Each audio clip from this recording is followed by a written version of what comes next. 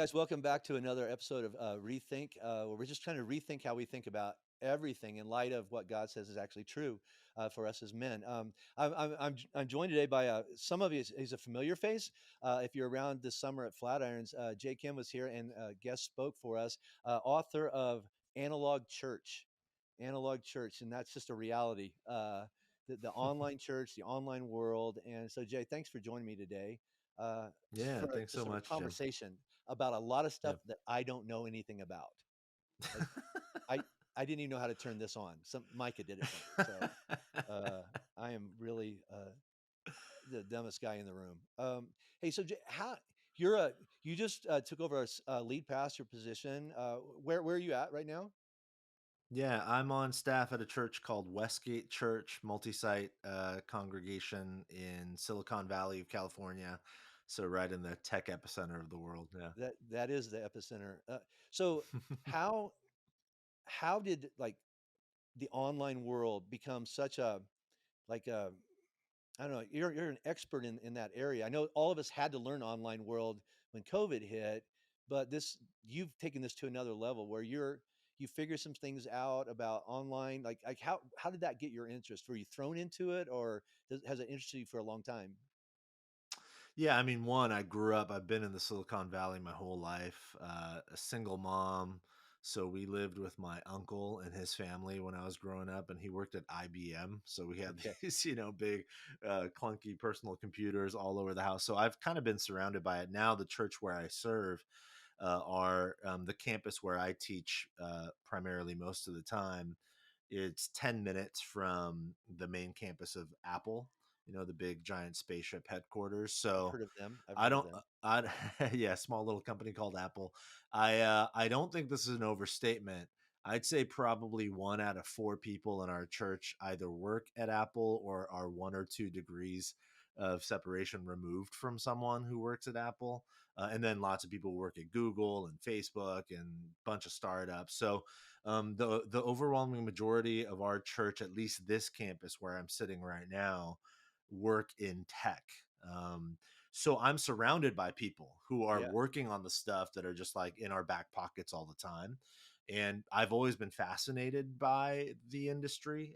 So I have conversations all the time with people in my small group and just other congregants and friends here at the church. So I've had an interest in it in a long time. And then when our church started going multi-site about, gosh, 8 years ago or something, we started having all sorts of conversations about technology because we needed to leverage technology. And then that got me thinking about, okay, the technology is super helpful. It's great because it allows us to do X, Y, and Z. right. But I didn't feel like we were asking enough about what that technology was doing to us, not just what it's doing for us, but what's it doing to us. And then that led me to thinking about my own life and just what is this technology doing to me? Not just I know what it does for me, but what is it doing to me? So I've been thinking about that probably pretty intentionally now for the last 6 7 years, and I Yeah. think it's a confluence of things. I live here, I talk about it with people all the time, and then our church's story has kind of led me down that path. All right. So let me talk about that because um, what it's doing to us. I know what it's doing for us.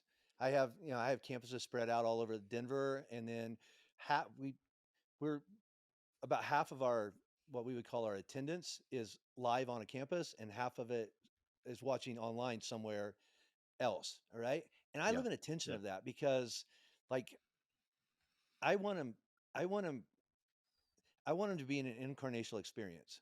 All right, but I also know that the world's changed and COVID's changed, and like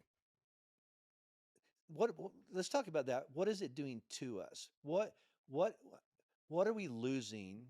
And then we'll get into what we're gaining. But what are we losing by saying I go to Flatirons, but I only go online and I sit on my couch? Like, yeah. is that a good thing or a bad thing? I have a definite.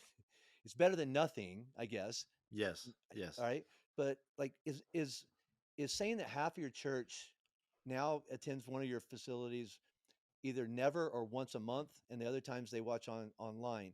What is that doing to us? What have we lost in that? Yeah, I mean, I agree with you, Jim, and we'll get into what it's doing for us and some of the good of it, because I actually do think there is some good, especially now, and some strategic ways that especially pastors and church leaders can think about online. But in terms of what it's doing, to us, and how it might be um, detrimental if we're not intentional. There's a lot to say about this, but maybe the primary thought that comes for me to me is, you know, digital interactions are commerce and content based. So when Okay. you go on any digital platform, literally any digital platform, be it social media or Amazon or Netflix or whatever, whether you name it that way or not, what's actually happening in a physical way is the exchange of content and commerce. You Right. go online to make an exchange. You give your money or your time or your focus in exchange for particular types of content, right? Right. And sometimes it's ordering physical content that gets delivered to your house. Sometimes it's consuming entertainment content on social media or information content on news media on whatever app you choose to use. But it is primarily a content exchange platform. So the danger of that, if we're not intentional, is that if we begin to think about church simply as an online viewing experience, then you are, whether you know it or not, you are thinking of church primarily as a content exchange. You're Right. going to the marketplace of Christianity to find the best content and to consume that content. Now, what Mm. I will say is that's not in and of itself bad.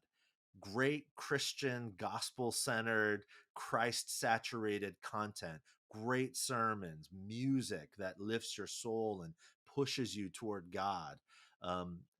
That stuff is really important, Sure. but it's just incomplete. There's more to the Christian life than just consuming content. Content should catalyze us toward transformation, but Mm. content Good. by itself cannot actually do the work of transformation. That sort of thing has to happen through participation. I Mm. can sit at home and watch every YouTube video on CrossFit that I want to, but if I don't physically go and do the work, That's good. my body will never change. I'll just know all the stuff, Yeah. but knowing the stuff is important. Like if I don't know how to do the exercises, then I can't get started. So Uh, they play into each other for sure, but that's the first thing that comes to mind, that we begin thinking about church simply as content. That's good. So one of my greatest claims to fame is I was sitting in class back in October in New York City, and my professor was Tim Keller, which is not Mm. a bad teacher. And I asked him a question and he couldn't answer. I was like, that's my No claim to fame way. right there. So I asked him, I said, so in online church, like we have people that call Flatirons their church. They live in other states, they live in other countries, but if you were to ask them, they would say, Jim's my pastor and Flatirons is my church, right? Um, I said, how do we pastor people? How do we shepherd people? And is it possible for people to find life sharing, authentic groups? So if you live in Montana and you call Flatirons your church and your kid has to go to the hospital, like how, how do you take care of them? And I said, has anybody figured this out? And he's like, not that I know of. Uh, and maybe you're gonna go like, I know more than Tim Keller. That'd be great, right? But like, what No, I'm not going to say like that. has anybody figured out a way to shepherd large groups of people spread across the country who call this your church? He's my teacher. He's my pastor, right? I mean, they'll even give online, but how do we take Yeah. care of them remotely? Is that possible? And have you what works and what doesn't work? Yeah, it's a great question, Jim. First of all, yeah, I mean, it's Tim Keller. So what am I going to say? One thing I will say though, as you've said, I've been to flat irons. I'm a big fan of flat irons, and big fan of you and the team there. And so when I spoke at Flatirons this summer, I stood on the platform at the Lafayette campus, and there are literally thousands of people in there. Now Yeah. they're physically in the room, and most, if not all, those people would say Jim is my pastor and Jim's on sabbatical, so we got these guest speakers. But what I know, just because of human dynamics, is that you, Jim, don't have a deep personal, you've been in their home sort of relationship with all of those thousands of people. You literally don't have enough time in a day to do that. That's right. So in reality, whether it's online or in person, the concept of when someone has a child in the hospital or a death in the family or a real sickness and they need like the laying on of hands and a visit to the home in prayer, the reality is in churches of any size, but especially in a church as large as Flatirons, or our church is not as large as Flatirons, not nearly as large, but most people would consider our church a large church. Well, the Sure. reality is like I can't physically visit every person. So in reality, when I went to Flatirons, I remember walking out in that beautiful large lobby at Lafayette. There was a huge sign that said groups. And a lot of people who are kind of cynical, they're like, oh yeah, that's the church doing the formula, get into a group, whatever, right?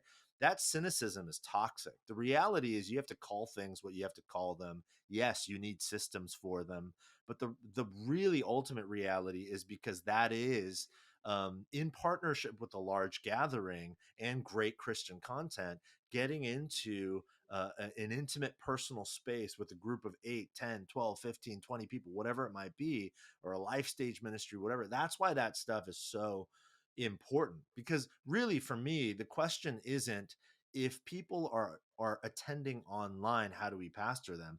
The question is just simply, if there are lots of people, how do we pastor them? That's you good. know and Yeah, that's and really so good. I think it maps on whether people are watching online or not. So the question would be, okay, you're in Montana, man, we'll partner with you, we'll equip you. Could you gather 8 to 10 people who maybe watch and worship together, and then you meet during the middle of the week as a small group or a life group, whatever you call it, and Hmm. do life together, so that when there's a death in the family or a struggle or whatever, you're there in That's proximity and you can lean into one another's lives in real ways. that's really good. Yeah, the reality is, I think that, I mean, it is an illusion, but I think there's a felt. Well, I could call on them because I'm in proximity, you know, and yeah, we're doing a big call out for groups, and I just finished up a men's retreat where the number one thing that men listed was, I'm lonely. I'd love to share Mm. my life with some other men that I trust. Then they all got on airplanes and flew across the whole country, you know? Like I met people at that retreat who said, I've never been to Flatirons. I don't know much about that. I found you on Instagram and Mm. started following you. And then I heard about this retreat. And like, how much courage does it, I'm going somewhere with this, but how much courage does it take to see something on social media, buy an airplane ticket, spend $500 on a retreat, fly to Denver, rent a car, Google Maps your way up into the mountains, walk through a parking lot to a front gate and go, I'm here for this retreat. I mean, Yeah. that man needs something, you know? Yeah. Um, and I love what you said is, because we're working with our young adults, is they don't need another church service. They need to be equipped to leverage their platforms, right? So Yeah. that man who drove down from Wyoming, or that man who flew in from Florida, or whatever that is like, I need to equip him to be, I don't have a better term, to be an incarnational experience in Florida, right? By, Yeah. by gathering some other men around him, and they'll be the guys that show up at the hospital, because I Right. I won't get there in time. That's Right. that's that's really good. Are there churches out there that you see doing this well? Yeah, I mean, there are, Because we will steal you from know. them. We're not above that. Yeah, there are. I think I have a dear friend named Isaac Serrano, who's the lead pastor of a church about 30 minutes south of where I am. Multi-site church, 3 campuses, largest church in his town. It's sort of a smaller town, but large church. And there's many examples of this. I'll share one example that I just think is so profoundly beautiful. So multi-site campus, multi-site church, lots of thousands of people and lots going on. obviously Isaac is the lead pastor, can't know everybody, all that kind of stuff. He's got a population in his church uh, that's elderly, and many of them actually live in the same senior living facility, and many of them post COVID physically can't come to church anymore. They don't feel comfortable, or some of them like literally physically can't get Mm. out. And so what they do is they merge digital and analog in a profound way. They have a rotation of pastors on their staff. Several of them, they're not like, gifted worship leaders necessarily, but they know three chords and they could lead a couple of hymns. So every single Sunday, one pastor will go to this senior living facility in the afternoon, take the communion elements, and Mm. there's about 12 to 15 elderly folks who are part of their church that can't physically go anymore. They don't know how to use digital devices. So the pastor will set up Isaac's sermon on the big screen TV in the communal room, and then Okay. he or she will lead a couple of songs, couple hymns, and they'll take communion together. They do that every single Sunday, and that is grossly inefficient. And this is a large church that doesn't need to do that, but they Right. do it. And Yeah. for me, it's like, man, that's the picture, that's the image. Sometimes as churches and as church leaders, we get so locked in on growth and efficiency, and I'm not bashing that. I'm all about it. I try to push that with our team here, but there are moments, I think, where we need to say, hey, this is like God is inviting us to be ridiculously inefficient Oh yeah. to be able to serve and love these folks well, Yeah. and when large churches especially model that, man, to me it's like so inspiring. It's really Yeah. moving, Yeah. so yeah, there are churches like that are doing it well here.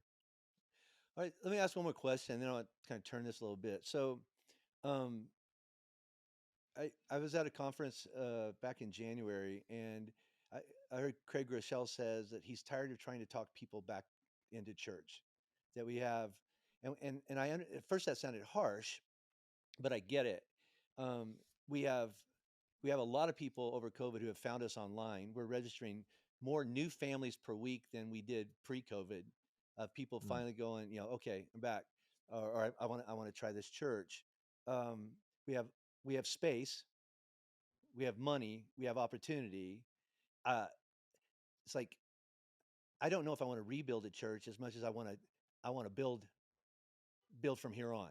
Does that make yeah. sense? Yep. Um, I also so I live in that tension of going like I want people to come back, but not because I need to boost numbers. I really don't care about that. I really don't care. There was a day when it was my identity, right? I Mm, I took a few months off and worked through that, right? So I yeah. I really don't care about that. I do care about their kids. Like so one of my good friends, I shared this in church a few weeks ago. His name's Nick, and he has a 3-year-old, and then he also has a 1-year-old. And he was sharing with me the other day. He goes, we haven't been to church really in 3 years.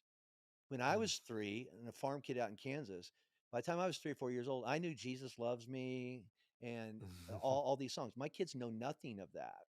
And so I Mm, use that as a kind of a not a leveraging point, but to build an argument is that yeah, if you're in your 20s, 30s, 40s, you can probably consume good content, make a great application sitting in bed, right?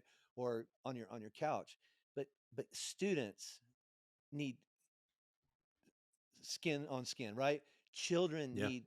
need community, and that's what we're missing. So my question is, do you think that people are not coming back to church due to COVID and fears, due to new muscle memories, getting out of the habit? And does online church actually reward that? Mm. Because our online experience is pretty good, you know? Yeah, it It's is. like I have a 85-inch big screen TV at my house, all right? And they release Yeah. movies at the same time that are in theaters. Now, Yeah. I I would rather I don't go to the theater anymore, you know? So have we actually incentivized people to not come back to church by having such great online experiences? I mean, is Yeah. that just a dog chasing its tail, or is that a chicken egg thing, Yeah. or what are your thoughts around that? Yeah, that's a great question, Jim. First of I have all, great questions. Flatirons. I have horrible answers, so that's why I'm No, talking to first of you. all, Flatirons does have an incredible online service.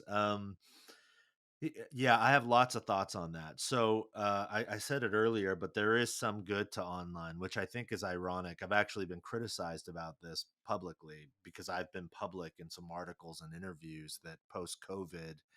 I think I heard Ed Stetzer say this first, and I thought it was such a great line. He said, um, online is now the new lobby.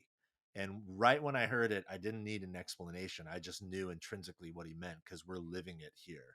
Hmm. So every single Sunday, literally every Sunday for the last year, I meet on average, just at this campus where I am now, I meet on average 3 to 4 new people, Hmm. and that's average. And that's me like talking to people who are not new all the time. It's just in passing, 3 to 4 every Sunday. Right. And literally 100% of them, 100% of them tell me, yeah, I've been watching online for a little while, or I watched online, for a couple months, and I'm finally here and feel like it's my church and I'm in. And so what that tells me is Ed Stetzer's right. Online is the lobby, Oh, which is please, why please we're don't say keeping that. our He's my professor, and it's going to go right to his head. Ed, humble yourself. Ed, stay humble. That's that's right. Yeah, so I think that's why for us we're committed to keeping our online service. Now, I understand the danger, so we try to communicate it really clearly. And we say it almost every Sunday. We have like a dedicated online host who does a little hosting segment while the sort of greeting time is happening behind him Yeah. or her, and we do that intentionally so there's a visual reminder like there's hundreds and hundreds of people here. We'd love for you to join us. Yeah. Yeah. But the online host is coached every week, scripted to say, like, hey, we love that you're joining us online. If and when you're ready, we would love to see you here at Hmm. one of our campuses. If you're out of town and you're looking for a local community, reach out. We'd love to help you find one, kind of Yeah. thing. So we Yeah. communicate that in a way that feels like we're glad you're here. We see you, and there is a path beyond the room you're sitting in, which is Right. like your bedroom or your living room. There's a room full of people who would love to meet you and do life with you. So that's one of the reasons we keep online. I think for me, when I think about, you had that analogy about why do I go to a movie theater when I've got the big screen TV and it's super high def and it looks and sounds better and I don't have lots of people. I think that analogy is a fine analogy, and I've actually heard people like Carrie Newhoff, who I really like. I've interacted with him on this issue. We disagree, but I really respect and admire Carrie. One thing that is interesting to me is that when online church is compared to other sort of industries, they are almost always, again, commerce, goods, and services industries. So people will say things like, if your church doesn't have a robust online offering, look at what happened to bookstores, look at what happened to Hmm. taxi cabs. Amazon and Uber came in and just destroyed those industries. That's all well and good. So if the church is only primarily about providing goods and services, Christian content, that analogy is exactly right. What I almost never hear from proponents of like a strictly online approach is making the analogy that a church is like maybe a school or a hospital, Right. because nobody says, hey, let's get rid of hospitals and just do medicine online. Nobody says, let's shut down schools and every kid can just attend class on Zoom. In fact, during COVID, what we found was, and I found this as a parent of a 7-year-old and a 4-year-old, it was like, I'm glad we have Zoom, but this is not working for my kid. Yeah. Because what Yeah. I'm realizing is the education experience is not just the content, it's No. actually the environment of other kids and a teacher Socialization and is, having, yeah. yeah, running around, and my son needing to climb a tree with his buddy Ian. Like that's all a part of school. Mm. And I think that's what discipleship to Jesus is. It's more like a school. That's Yeah. what disciple means, right? It's a student, an Absolutely. apprentice. So that's what I would say. Online is beautiful. It's a beautiful lobby. Let's make it the best lobby we can, but let's invite people to join us for school, Yeah, at the hospital if you need healing. So that's so good. that's kind of how I think about it. Now, I'm going to contradict myself here as well because I did a wedding a few months ago, and the groom uh, hosted an online group of like 8 people from around the country, and they'd been together for 2 years. They met face to face at the wedding for the first time, and they were Wow. deep friends, right? Yeah. Deep friends. So I know it's possible, right? And then one of our elders, Jason Martinkus, uh, he specializes in sexual brokenness in men and in couples, right? And pre-COVID, most of his clients were in the office, Mm, and now he moved to another state because he can maintain his practice because 99% of it is actually online. So I know it mm, is possible to go deep online. All right. Um, what are the must-haves? So we're really pushing people getting into groups and community and we want to move we want to move people towards incarnational experiences, right? We want people to be skin on skin around grills and picnic tables and whatever that is, so they can look into each other's eyes and talk. I'm starting a men's community nationwide that men are spread out all over the country, but they need intimate relationships. Okay, yeah. what are the what are the things that you have learned in people finding intimate relationships, group relationships? I'm not talking about one-on-one, dating sites. That's something else. But that's here to stay too. Yeah. I'd say a lot of the weddings I've done in the last 5 years, when I say how you met, it was that. It really was. Yeah. But Yep. what are the must-haves and the never do's? I don't know if that's the right term for online community building for men or for groups in general. What are like the if you're going to do this, it has to include this, this, and this, and please don't do this, this, and this because it won't work. Have you got a Mm. list of those things? You're the expert. Gosh. No, I mean, I'm definitely not the expert. I just someone who thinks about this kind of stuff a lot. What have Yeah, you I don't know learned? that I I don't know that I have, a sort of a monolithic static, this is it, these are the do's and the don'ts. I think I probably have more just big picture approaches and awareness issues, right? So I think it's really important to be aware of, and this is, I'm kind of repeating myself, but I think it's important to be aware of what online is actually for, and what it's kind of designed to do. So online engagement like this, we're having this conversation, we're a couple of states apart from each other, but we're Sure. able to, because of technology, have this conversation. What that means though is primarily we're exchanging information and content. That's essentially what's happening here. And again, as I said earlier, that's not bad, and it's actually quite helpful and necessary. And if there is enough rapport built over time on an online platform, I do think, because I've experienced it too, I do think it can go beyond just purely sort of information exchange. There can become sort of relational rapport developed over time. But Okay. as everybody knows, I mean, I love what you said earlier, Jim. Like, you're trying to get people skin on skin over a grill. This sounds overly simplistic, and maybe it's not everybody, but in my experience, it is the overwhelming majority of people. I think there's a very specific reason why Jesus, when he has his final meal with his best friends before his arrest and crucifixion, he doesn't leave them with a teaching or a song, even. He doesn't leave them with, like whatever. He leaves them with a meal, That's good. right? And yes, it's the traditional Jewish Seder meal, but he reimagines it. And he Yeah. says, when you gather, do this in remembrance of me. We have to ask the question, like, what is he asking us to do? It's very simple: to eat and to drink. And I think one of the reasons is because Jesus understands that embodied human beings remember best and transform most fully through embodied experiences, That's good. which is why Jim, if you and I were having this conversation over a grill with like a 12, couple 12-ounce ribeyes on the grill together, it would be, this is a rich experience, this conversation, but I could imagine just sitting with you for a couple of hours with a beer in hand and a steak and learning from you. And it would be a whole nother level of experience. Yeah. And most people listening don't need me to explain why, because you've Right. been there and you Yeah. felt it, right?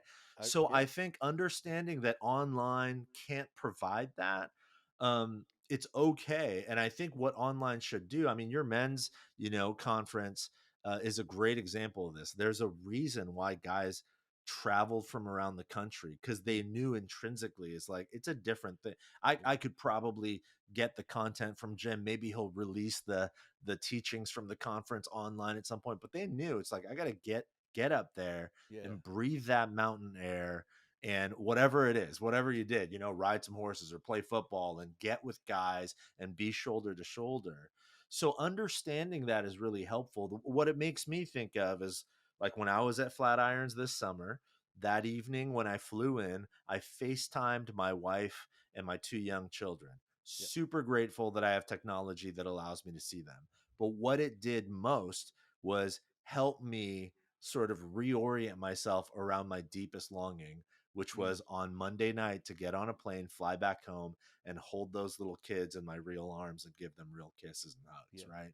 Yeah. So I think, again, if online we can see it as a lobby, we can see it as an entranceway to more meaningful spaces. I think that's a healthy way to sort of position online in our lives. Okay, so that's really helpful to me. I'm gonna ask one more, and we'll wrap this up.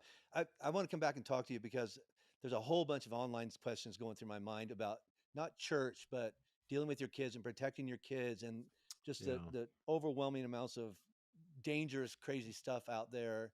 yeah, But I'm gonna save that for another conversation. All right.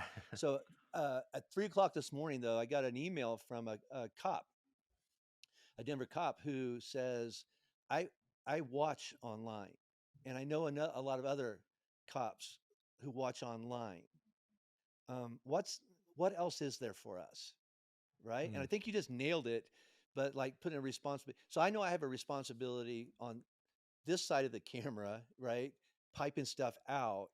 So what would you say to that cop who says, "Listen, I'm in a community of people. We watch Flatirons yeah, individually, but what would you tell him to do as the next step from consuming content?" yeah. And I I would think I say know what you're lean going to say into. because you just described it, I think, Yeah, I right? would say lean into that community. I would say expand your imagination and your definition of what you mean when you say church.